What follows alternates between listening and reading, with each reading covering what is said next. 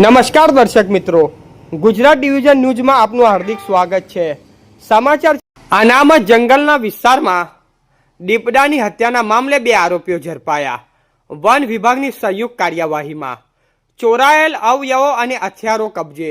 બારિયાના one વિભાગ કાર્યક્ષેત્ર હેઠળની સરજુમી રેન્જની સરજુમી બીટના ફોકન ગામે આવેલા અનામત જંગલ વિસ્તારમાં તારીખ 16/1/2026ના રોજ વન્ય પ્રાણી સંરક્ષણ અધિનિયમ 1972ની અનુસૂચિ 1માં સમાવિષ્ટ અને કાયદા હેઠળ સંપૂર્ણ રક્ષણ પ્રાપ્ત એવા વન્ય પ્રાણી દીપડા માદા અંદાજિત વય 5 વર્ષના અવયવો ચોરી ગયાની ગંભીર ઘટના સામે આવી હતી। મૃત દીપડાના આગલા જમણા અને ડાબા પગના નખ કુલ 8 આખા અને 1 અડધો તેમજ મૂછના વાર 27 નંગ દાંતરડાની કાપી લઈ ગયેલા હોવાનું તપાસમાં ખુલ્યું હતું।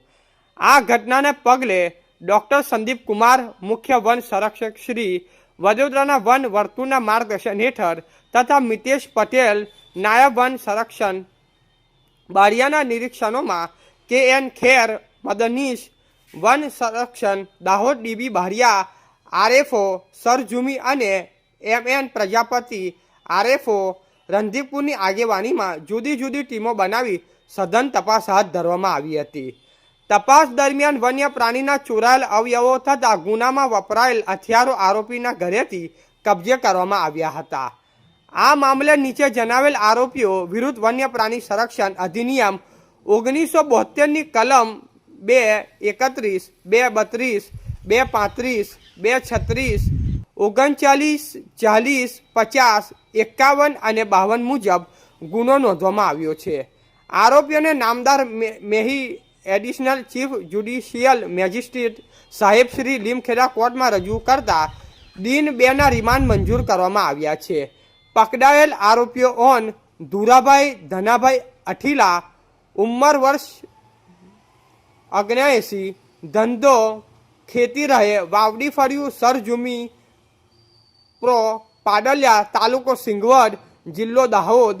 બાબુભાઈ ધુરાભાઈ અઠીલા, ઉંમર વર્ષ 42, ધંધો ખેતી રહે વાવડી ફળિયું સરજુમી પ્રો પાડલિયા તાલુકા સિંગવડ જિલ્લો દાહોદ।